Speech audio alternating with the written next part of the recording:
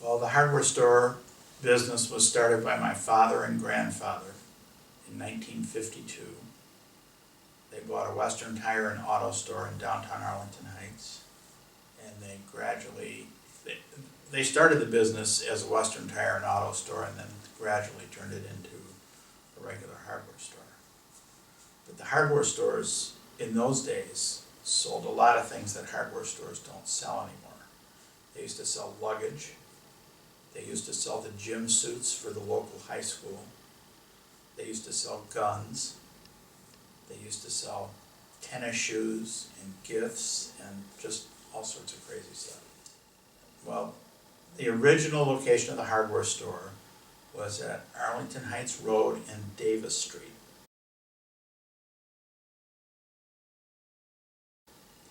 There is no more Davis Street anymore. Davis Street ran along the railroad tracks, on the south side of the railroad tracks, where the Capital One development is now, where the theater and California Pizza Kitchen, where all those buildings are. And there were a number of local businesses there. Where the municipal building is now, there was a lumberyard.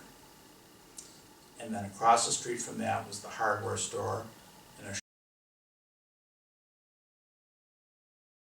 Schwinn bike shop and a bakery, and then a general store called Gieski's on the corner where California Pizza Kitchen is.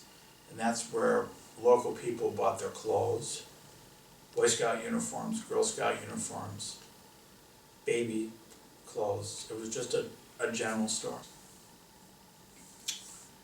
Well, I started working in the hardware store when I was a kid. I went to Arlington High School. I'd go to high school, I'd go to football practice.